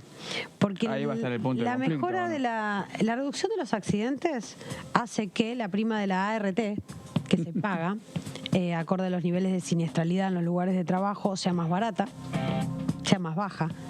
Es decir, tanto como el proyecto que hemos dictaminado del Comité de Seguridad e Higiene, que estamos presionando siempre, pidiendo que sea tratado en recinto, reducir es dar un derecho que reduce un costo. Bueno, ahí estaba Vanessa Siley, es quien va a encabezar mañana esta reunión de la Comisión de Legislación Laboral en la Cámara de Diputados a partir de la 1 de la tarde. David, ¿qué podemos ampliar? Bueno, sí, como bien decías, mañana, Comisión de Legislación de Trabajo, a partir de las 13, la diputada Siley, que es de extracción sindical del Frente de Todos, es quien llamó para sesionar en la comisión. Obviamente, va a ser el debate sobre la reducción de la jornada de trabajo. Es un debate que en el mundo empezó no hace mucho, hará 2 años, y que recién ahora está llegando a la Argentina. Hay un proyecto que es de Claudia Ormachea, que es una diputada del Frente de Todos, que es donde básicamente se concentra el oficialismo, aunque también, hay varios más. También de extracción sindical. También de extracción sindical, sí. Aunque hay varios más que van a estar, obviamente, en el listado de lo que va a empezar a debatir la comisión. Es una comisión informativa donde vas a tener la presencia de sindicalistas, no así de la representación sindical del sector de los empleadores. Sí, vas a tener la representación sindical del sector de los trabajadores. Hasta ahora, el sector de los empleadores, lo que son los que se conocen como las cámaras, que es la representación sindical de ese sector, no va a estar presente. No sé si no fue invitada o simplemente apela a... Claro, apela al lobby en el buen sentido del concepto y no así a la discusión con los diputados en la comisión. Va a estar la UIA, ¿no? Va a estar la UIA, pero es una presencia más formal que con una exposición. Digo, la verdad es que apela a otro tipo de comunicación con los diputados, con los legisladores.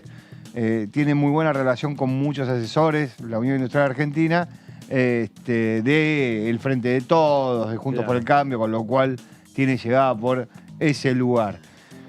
Las iniciativas, que están en la placa siguiente, que contempla el temario, son 5. 5 son del Frente de Todos, son más, perdón. 5 son del Frente de Todos: Hugo Yasky, Claudio Ormaechea, Eduardo Valdés, Mónica Litza y Sergio Palazzo.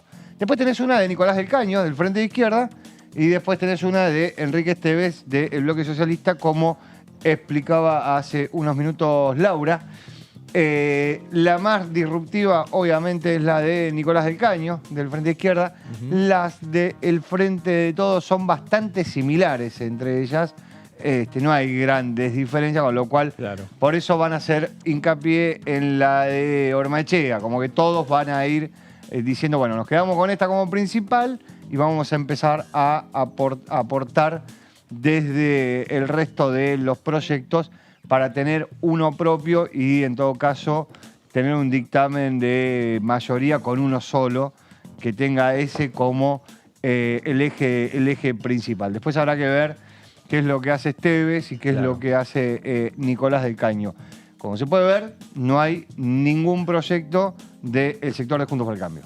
Ningún legislador de Juntos por el Cambio presentó algún proyecto que tenga que ver con la reducción de la jornada laboral. Están en la comisión, así que veremos si en realidad es porque comparten la idea de algunos de los que ya presentaron o porque se oponen a la idea de la reducción de la jornada laboral. ¿Qué es lo que presenta el proyecto de Ormaechea? Y lo vemos en la placa siguiente. Que la jornada de trabajo sea de 6 horas diarias o 30 semanales, ¿sí? Estamos en 8, lo baja a 6, mientras que la de Hugo Yasky, de la CTA, que había anunciado el 11 de septiembre que comenzaría, propone que no se exceda de las 8 horas diarias o las 40 semanales, sin disminución del salario que los trabajadores estén percibiendo en el momento en que se reduzca la duración del trabajo. Esto tiene que ver con las horas extras. Claro. Pero básicamente el tema es ese. Las 6 horas diarias, la discusión de las 6 horas diarias, y ahí lo escuchábamos antes a Vanessa Siley, tiene que ver con, bueno, ¿qué pasa con el resto? Porque las 6 horas diarias no implica la totalidad de la jornada laboral, sino que implica una reducción. Digo, hay un periodo que hay que cubrirlo. Bueno, ahí hay diferentes versiones y opciones. Obviamente tiene que ver con cuál es el costo de esto. Una opción puede ser que sean horas extras, que el resto de las 6 horas sean horas extras, lo cual tiene un costo mucho más alto que la hora laborable. Claro. Entonces, para las empresas, lo que le conviene no es que sean horas extras, sino contratar nuevos trabajadores.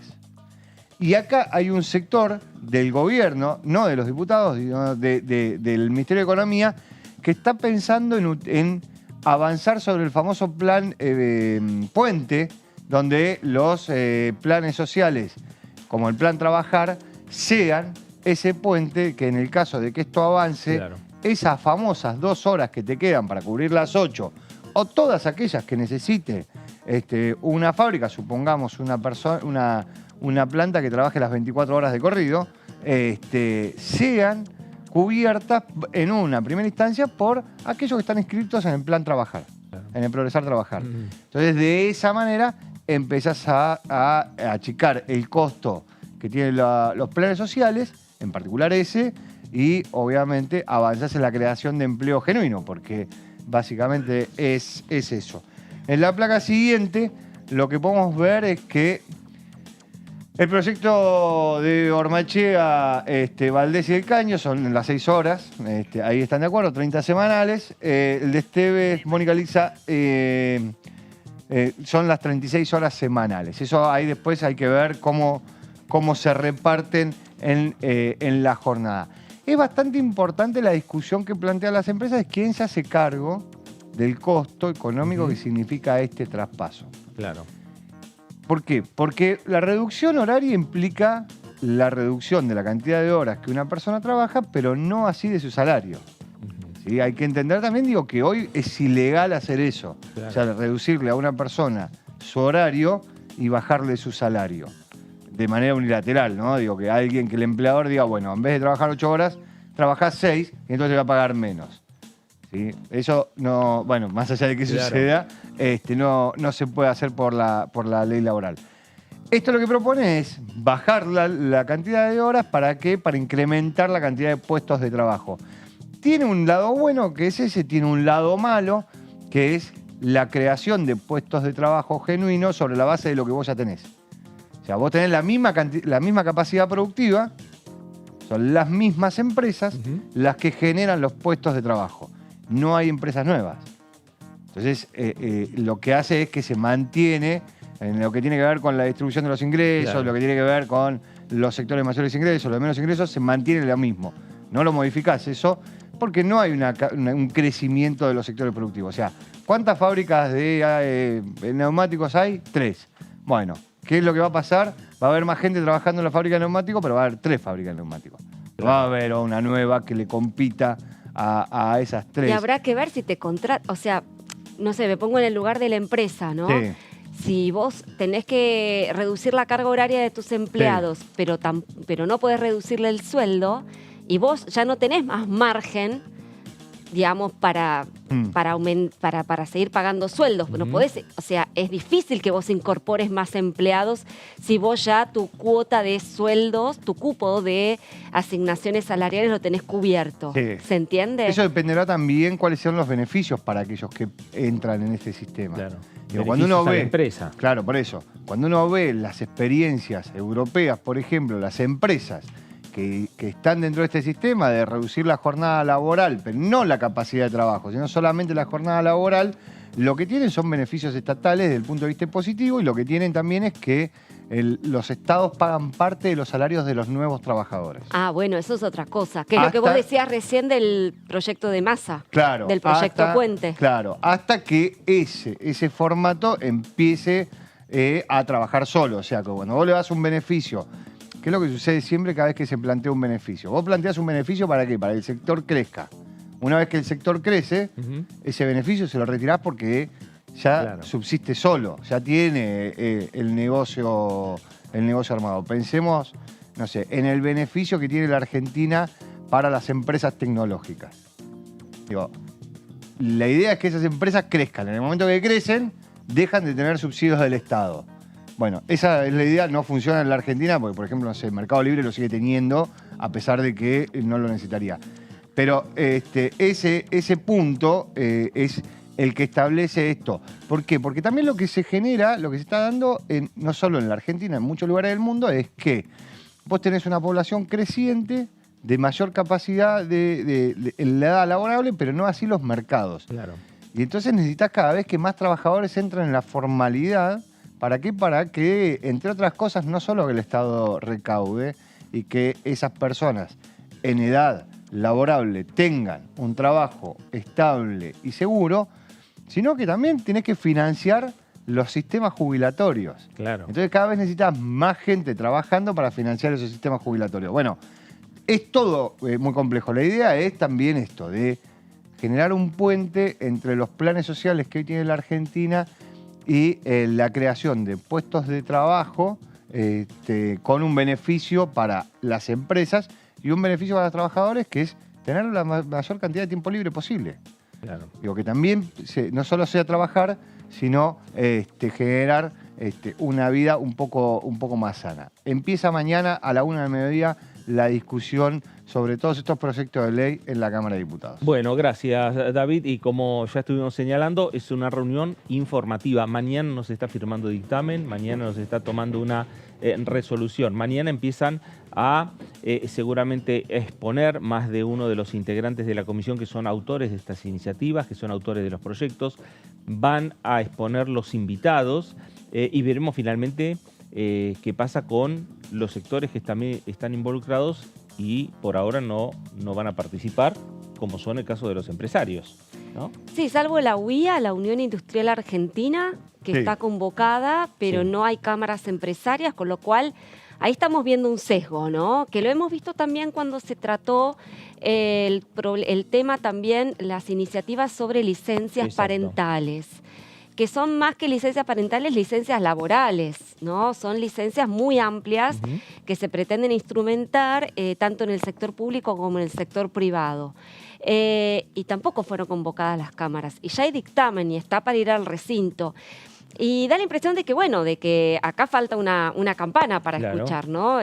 Acá acabamos de escuchar a Vanessa Sile diciendo que este proyecto de reducción de la jornada laboral no debería molestar o perjudicar a las empresas. Bueno, estaría bueno que las propias empresas lo digan eventualmente. Digo, como para que los legisladores tomen nota de los pros y los contras Bueno, de este tipo de mañana- iniciativas que son gravitantes para el Claro, mercado y laboral. mañana se puede dar este debate respecto a los diferentes protagonistas que conforman la Comisión de Legislación Laboral, no del oficialismo, sino desde la oposición. Bueno, pero la estar oposición- planteando de decir, bueno, acá falta determinado Tal sector cual. que quieren, hay que ver si quieren venir a exponer.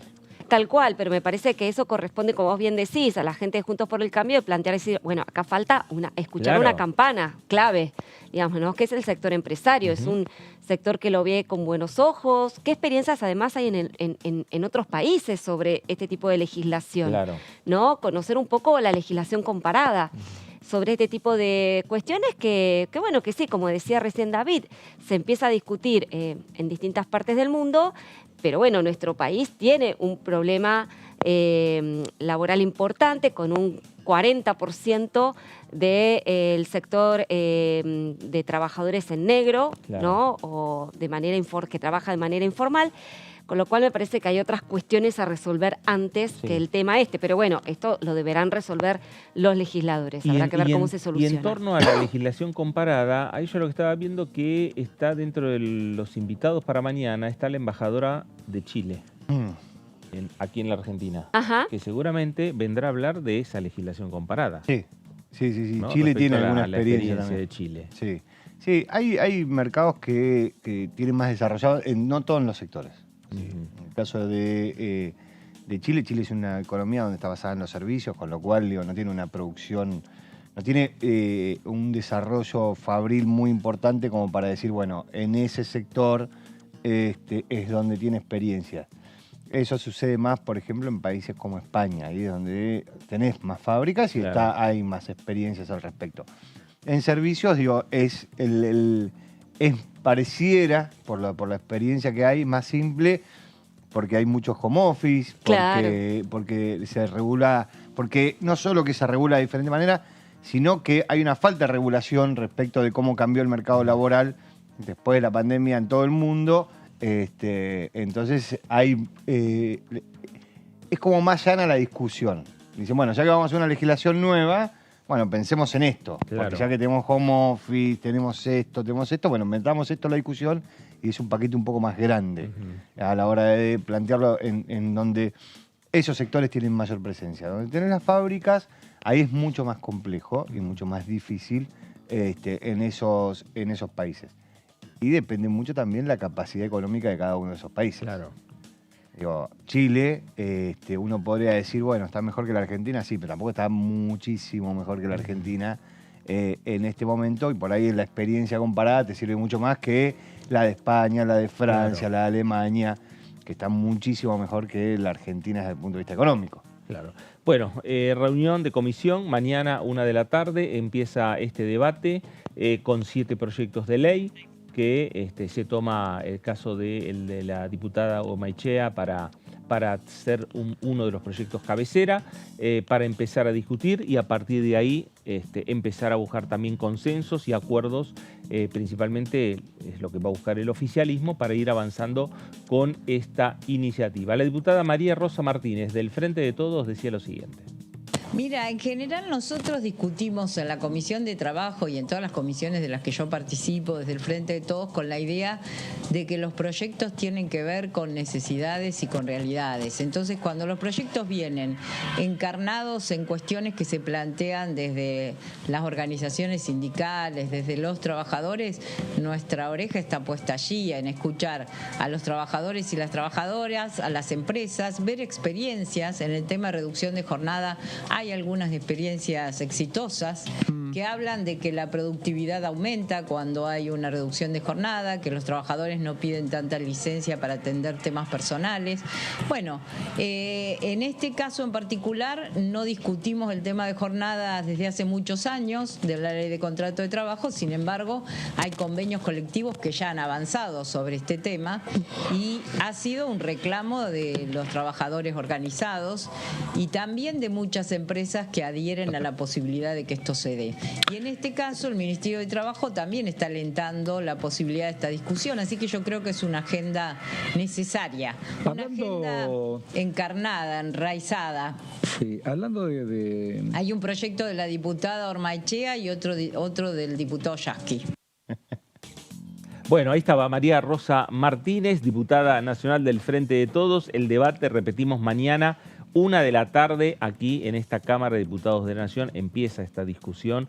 Ya desde hace tiempo hay varios proyectos y varios diputados, entre ellos Hugo Yasky, que vienen hablando e insistiendo en la necesidad de iniciar este debate aquí en el Parlamento Nacional. Veremos también si Juntos por el Cambio no solo se suma a este debate, sino también si hay presentación de proyectos o tiene ya una postura adoptada respecto a la posibilidad de la reducción de la jornada laboral, si es en todo el campo laboral, si es en algunos sectores. Bueno, veremos cómo se va dando la discusión aquí en la Cámara de Diputados de la Nación.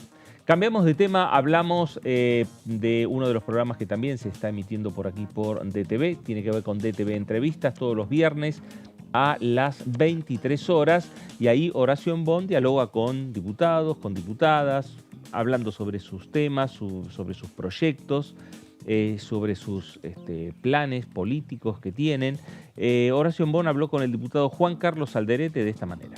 Primera experiencia porque también en distintos momentos de la política en Argentina me han invitado a participar, a ser parte de un proyecto político.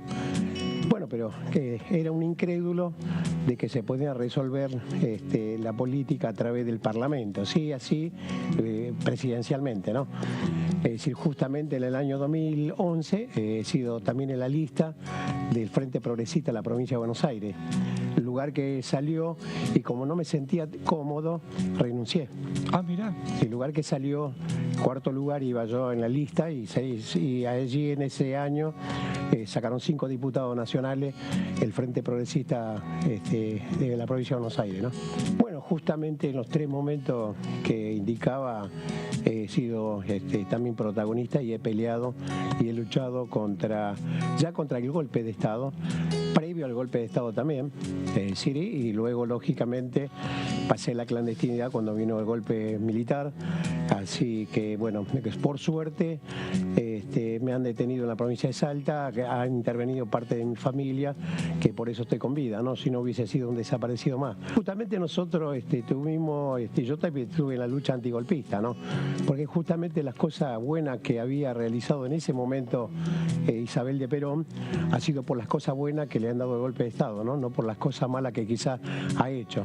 Digo porque no nos olvidemos que hasta ahora ha sido la mejor reforma laboral que ha hecho en ese momento para los trabajadores. Allí es donde también se nacionalizó la boca de expendio, es decir, cosa que se atrevió inclusive a nacionalizar la boca de expendio. Bueno, justamente a través de los medios de comunicación, su mayoría han hecho creer a la sociedad de que las empresas nuestras daban pérdida. Y allí eligieron gerente, presidente de las empresas, justamente para que dé pérdida, demostrar que den pérdida, ¿no? Me refiero a Telefónica, me refiero a nuestra Execva, es decir, me refiero a entregar nuestro patrimonio, ¿no? Es decir, éramos muy pocos los que salíamos en la calle a luchar para que no se privatizara. Luego, lógicamente, también lo más grande ha sido la privatización de YPF, ¿no? Es decir, a lo cual han expulsado más de 50.000 puestos de trabajo de YPF, han hecho creer en ese momento con las indemnizaciones que cobraban, bueno, muchos se han puesto un kiosco, compraron un auto, lo hicieron taxi o remis, pero le duró poco también, lamentablemente, ¿no? Es decir, el gremio como el MTA, que fui integrante también, el conjunto con la CTA, el MTA era con algunos gremios de la CGT, encabezado por Moyano, encabezado por Palacio de la UTA, el sindicato de televisión, también estaba en el movimiento trabajador argentino en ese momento, ¿no? La primera y la segunda. Después de la segunda marcha federal, nosotros dijimos, no podemos nosotros, teníamos posibilidades y teníamos también cómo formar una nueva central sindical, porque teníamos mucha diferencia en el modelo sindical, todo lo demás, y dijimos, no, pues vamos a atomizar mucho más el movimiento obrero, vamos a dividir el movimiento obrero, y es por eso que el 6 de noviembre del año 94 fundamos la Corriente Clasista y Combativa, que abarca los tres afluentes del movimiento obrero, ¿no? Ocupado, desocupado y jubilado. Y van por ahí justamente para que el Estado no esté presente al lado inclusive de la propia producción nacional, ¿no? Es decir, no solo al lado de los obreros, al lado que el Estado tiene que acompañar a los que menos tienen, es decir, ayudar y darle elementos para que también ellos se puedan proyectar, es decir, cosa que, bueno, ya lo hemos visto a candidatos a presidente salible, no de otros, que plantean justamente cercenar o sacar esos derechos, ¿no? No solo esos derechos, el derecho a la educación, el derecho a la salud. Bueno, ahí estaba DTV Entrevistas, Horacio Embón con los diputados nacionales, en este caso con el diputado Juan Carlos Alderete, del Frente de Todos por la provincia de Buenos Aires. Los viernes, 23 horas, DTV Entrevistas por aquí, por Diputados Televisión. Cambiamos de tema y hablamos más allá de los diferentes proyectos y de los diferentes debates.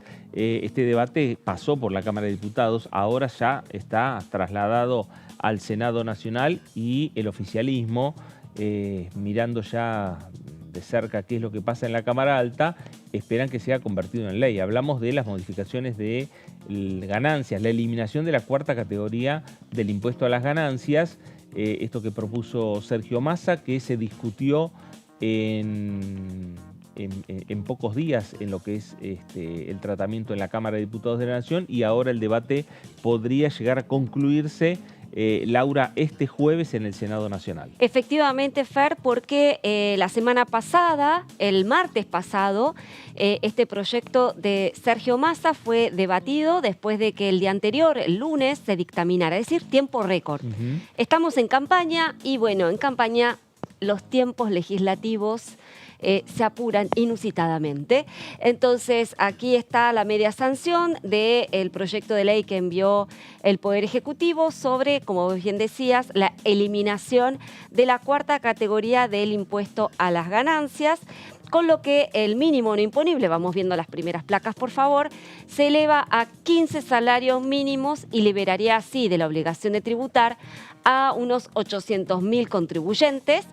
En la Cámara de Diputados se aprobó con 135 votos positivos frente a 103 negativos y, como vos bien decías, Fer, si el Senado lo aprueba y lo convierte en ley, solamente van a pagar el impuesto unos 80.000 asalariados en todo el país. Estamos hablando de los asalariados de mayores ingresos, claro, ¿no es cierto? Lo que se ha propuesto Massa es que esto rija a partir del 1 de enero de 2024, ¿no? Actualmente lo dispuso por decreto para estos meses que restan del año, pero lo que justamente sugiere en su proyecto de ley es que esto ya se haga de manera permanente, claro, a partir del año que viene. El nuevo mínimo... impuesto anual, por eso a partir del 1 de enero. Exactamente, bien dicho, David Cayón, como siempre. Bueno, se elimina entonces la cuarta categoría de ganancias, como bien decíamos, y en su lugar se va a instrumentar un llamado impuesto cedular, que se va a aplicar sobre personas físicas en actividades específicas, para todo lo que son salarios superiores a 15 salarios mínimos vitales y móviles. Hoy cada sueldo mínimo tiene un valor de 118.000 brutos, por lo que dejarían de aportar aquellos trabajadores que cobran menos de 1.770.000 pesos.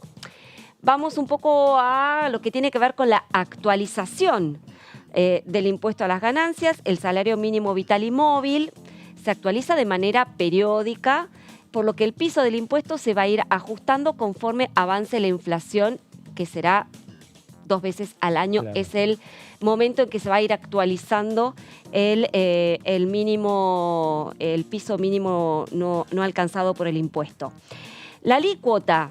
Bueno, actualmente los contribuyentes de ganancias pagan una alícuota que va del 5 al 35% dependiendo de la escala.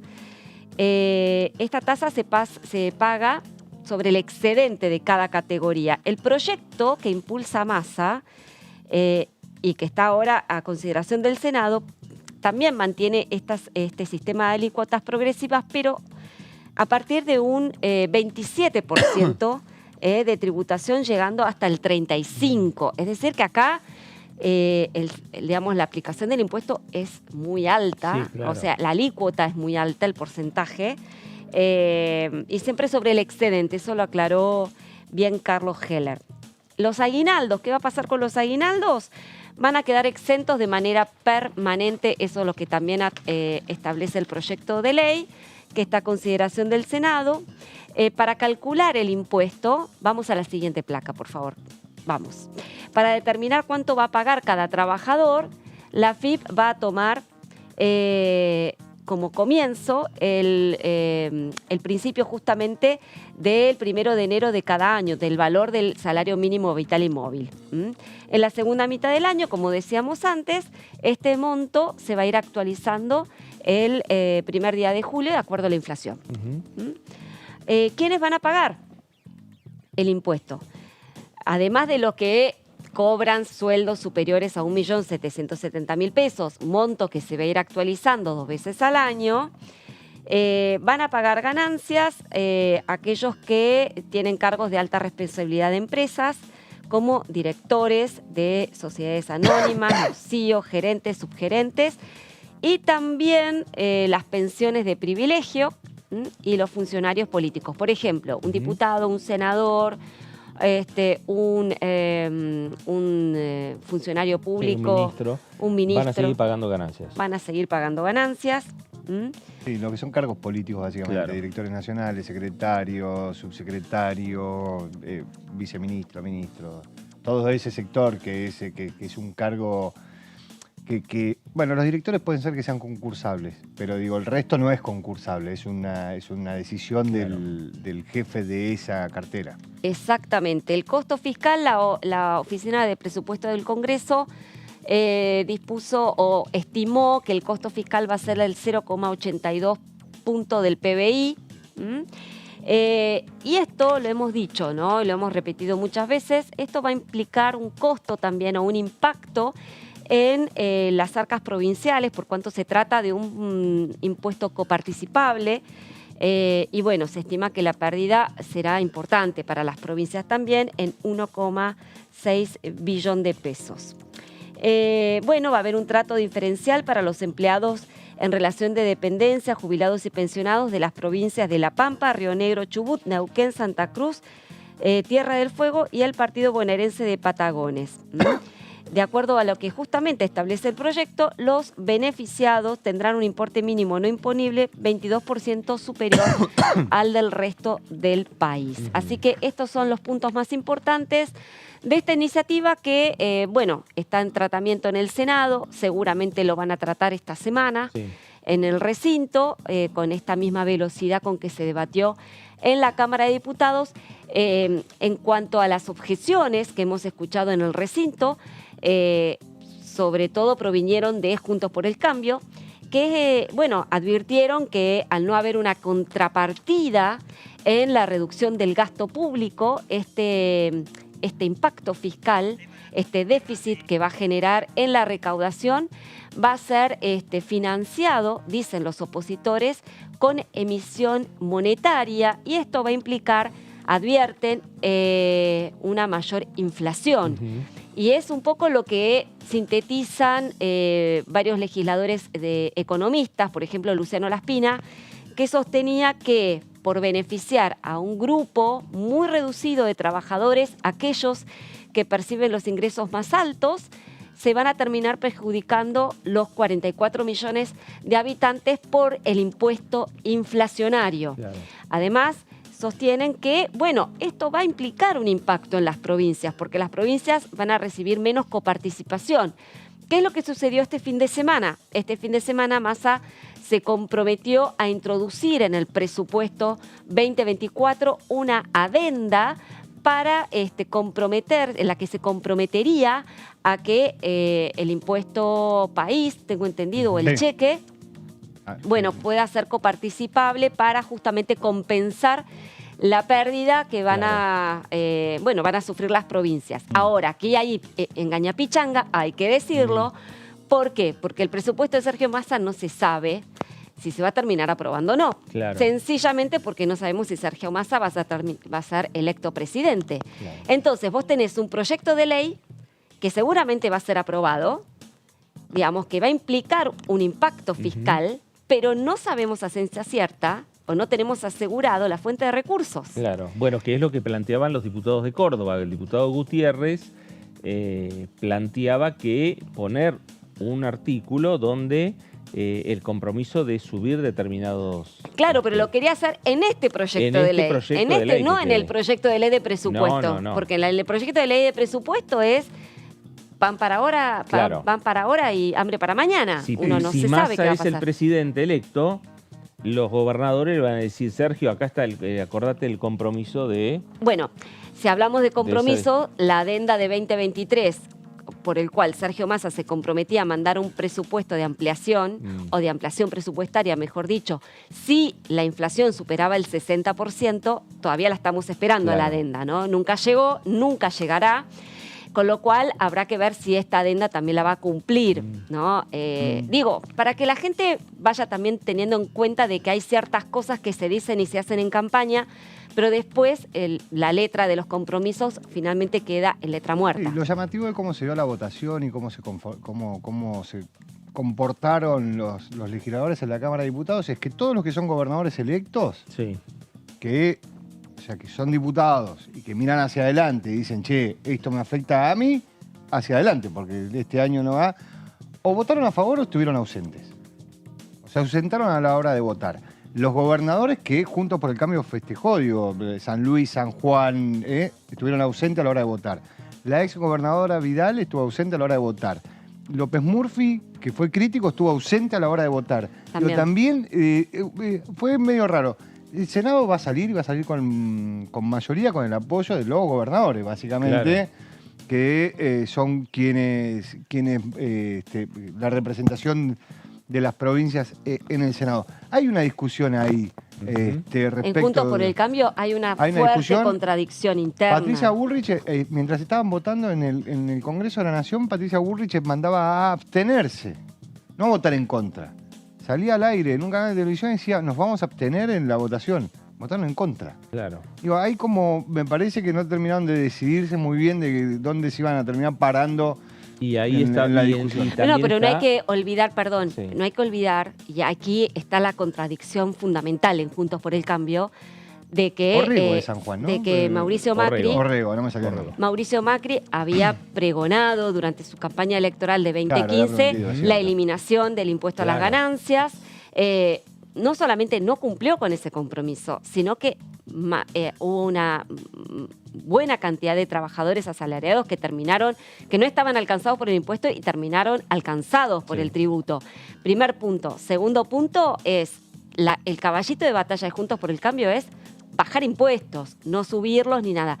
Pero bajar impuestos ante la primera de cambio, a ver, ni qué recordar los tweets de varios diputados, entre ellos el presidente del bloque del PRO, Cristian Ritondo. Claro, manden ahora el proyecto de eliminación de la cuarta categoría de ganancias, que ya se lo votamos. Llegó el proyecto y fue el rechazo, ni siquiera una propuesta superadora. Eso fue el argumento de Marcelo Casareto en el recinto, mostrando los tweets. Pero claro, pero es que es obvio, claro. Y de Cristian Ritondo. Es que es cierto que todo queda enmarcado en la campaña. Digo, la decisión del ministro de Economía, candidato a presidente, y la respuesta de Juntos por el Cambio.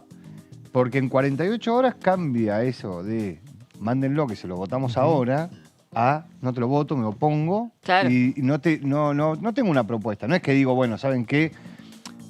A mí me parece excesivo que los trabajadores a partir de 1.700.000 pesos paguen ganancias. Yo tengo otro pensamiento respecto de eso, pero podrían haber dicho, bueno, ¿saben qué? 10 salarios mínimos, no 15. Claro.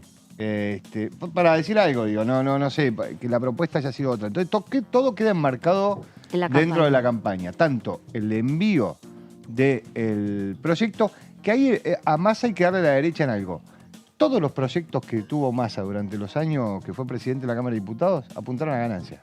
Siempre. Cierto. Siempre. O sea, es como... es su caballito de batalla. Claro, digo, que los trabajadores no pagan ganancias. Todos los años tenías un proyecto de Sergio Massa, presidente de la Cámara de Diputados, que modificaba ganancias. Bueno, digo, esto es como... Ahora ya lo modifica totalmente.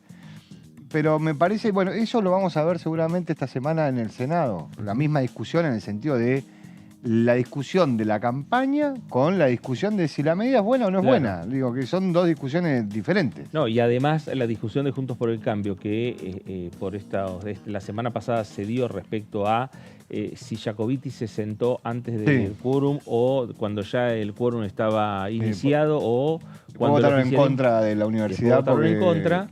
Esa misma discusión está hoy en Juntos por el Cambio en el Senado respecto al tema, la postura de Lustó. Sí, habrá que ver qué hace Lustó. Me parece que fue tal el enojo interno dentro de Juntos por el Cambio y de la propia candidata presidencial Patricia Bullrich hacia los 4 diputados, no todo de Evolución, pero 4 diputados de Evolución Radical que se sentaron en el recinto antes de empezar la sesión y dando quórum, obviamente. Generó muchísimo malestar interno y fue de alguna manera la comidilla dentro de Juntos por el Cambio. Lo cierto es que este proyecto de ley generó contradicciones en todos los sectores políticos, ¿no? En el oficialismo, por esto que hablábamos recién, ¿no? El hecho de que cuando lo instrumentó Mauricio Macri o quiso instrumentarlo en 2019, un tropel de gobernadores fueron a la justicia para tratar de impedirlo con el argumento de que iban a recibir menos recursos coparticipables. Esta vez no vimos a ningún gobernador ir a la justicia para reclamar por su plata, por sus fondos. Pero ni siquiera los de Juntos por el Cambio. No, ni siquiera los de Juntos por el Cambio. Ni siquiera los de Juntos por el Cambio, porque digo, Larreta podría haber hecho una presentación en la justicia, Morales podría haber hecho una presentación en la justicia, Valdés podría haber hecho una presentación en la justicia. Digo, ninguno, absolutamente ninguno. Lo cual es llamativo también dentro de la discusión que se está dando respecto de la interna de Juntos por el Cambio y cómo eso trasciende en el Congreso. Vamos a escuchar a ver qué decía Luis Dijía como diputado de Juntos Somos Río Negro. Su partido gobierna la provincia de Río Negro a través del gobernador ya electo, Alberto Hueretilnec. El tema de quitar ganancias tiene una serie de definiciones conceptuales en las cuales se coincide desde muchos lugares. Es decir, después, digamos, esto es como lo que pueda pasar con situaciones en las cuales, digamos, intervenga, como estábamos viendo en el tema de las universidades. Puede haber acuerdos entre la izquierda y entre cierta derecha, inclusive, que está de acuerdo con eso, en tanto tengan la conciencia de que la educación es una inversión necesaria en el país. Obviamente, los únicos que no van a estar de acuerdo son los que creen que el Estado es una organización criminal. Creo que además, eso de pensar que es una organización criminal el Estado, además de esconder una ideología verdaderamente temeraria, incumplible, vuelvo a repetir, y siempre lo he dicho, a los hechos me remito, Liberlandia no existe, así como no existe Troscoslavia, por más que se enojen mis amigos de la izquierda trotskista, no hay ningún país que haya tenido una experiencia trotskista y exitosa o fracasada, no importa, pero que la haya podido tener. ¿Qué quiero decir con esto? Que hay ciertas cuestiones donde el Estado, y en esto me remito inclusive a pensamiento de quienes han desarrollado esto muy profundamente, en esto de que el hombre es el lobo del hombre. El hombre, si no tiene controles, exactamente, ustedes saben que yo esto. El hombre A ver, el hombre si no tiene controles, el hombre se ha dado al Estado como una organización que modere y que garantice la convivencia. Porque si entre todos vamos a andar con un arma en la mano, es cierto que somos todos iguales. El que tenga el arma más grande, que dispare más rápido, va a poder liquidar a todos los demás. Y después ese que tiene el arma más grande junta a otros 4 o 5 que tienen armas y se juntan 5 y matan a uno solo.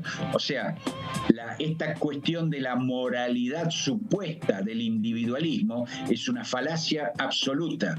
El concepto de comunidad, el concepto de que podamos y debemos convivir y vivir todos en conjunto, controlados como corresponde, por algo en lo cual consensuemos como sociedad. Por eso hay estados autoritarios, estados monárquicos, estados democráticos, estados de todo tipo, pero siempre hay estado.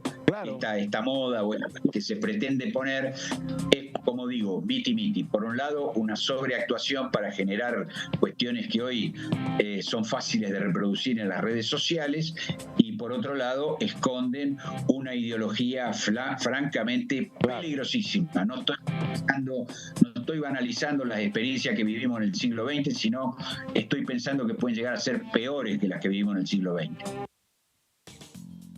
Bueno, ahí estaba Luis Vigía, como es diputado de Juntos Somos Río Negro, provincia gobernada actualmente por Arabela Carreras. Vence su mandato en diciembre, ya está el gobernador electo, que es el actual senador Alberto Beretilnec, que seguramente por estas horas también está analizando esta iniciativa, este proyecto, y qué decisión va a adoptar el jueves cuando se discuta este tema en la Cámara de Senadores de la Nación. Quien también habló sobre el tema ganancias fue la diputada nacional Susana Landricini, del oficialismo por la provincia de Neuquén, de esta manera. Como el trabajo no es ganancia, el trabajo no es capital y el salario no es ganancia, es un debate que viene de largo de que no debe el trabajo gravarse con un impuesto a las ganancias. Eso lo impuso la tablita de Machinea en el año 99. Hicieron un tratamiento express en diciembre del 98, después que asumieron. En una semana lo llevaron a diputados, en otra semana y media después de Navidad lo llevaron a senadores, y el 1 de enero del 99 todo el mundo pasó a pagar impuestos a las ganancias en la 4ª categoría desde determinado monto de ingreso, de salario. Y se viene reclamando desde siempre que eso no puede ser así, que eso debe salir, que eso debe darse de baja. Y grabar, como decimos nosotros ahora, a las grandes corporaciones, y para esto hay cierto acuerdo en el G20. Sí, la tendencia internacional es grabar los patrimonios, grabar la riqueza, y eso sería progresivo, porque cuanto más se tiene, más se debe pagar. Los argentinos, muchos han fugado divisas para comprar propiedades o para mantener cuentas opacas en el exterior, y eso lo sacan de nuestra capacidad de ahorro nacional. Ahí estaba el debate sobre el tema ganancias que se dio la semana pasada en esta Cámara de Diputados, que se está dando por estas horas en el Senado Nacional, que todo estaría indicando que el jueves habrá sesión en el Senado y ahí se define respecto a si finalmente se convierte en ley esta decisión del Poder Ejecutivo de eliminar la 4ª categoría de ganancias en la República Argentina. Ahí la escuchábamos a Susana Landricini, de Frente de Todos por la provincia de Chubut, y los temas centrales que prácticamente estas discusiones en paralelo que da diputados y senadores, porque son proyectos que prácticamente en la Cámara de Senadores en una reunión sola se firmó el dictamen y se esperan los 7 días, por eso el jueves estaría la sesión para avanzar. Lo mismo ocurrió con el tema de la creación de universidades, ahí también. Sí,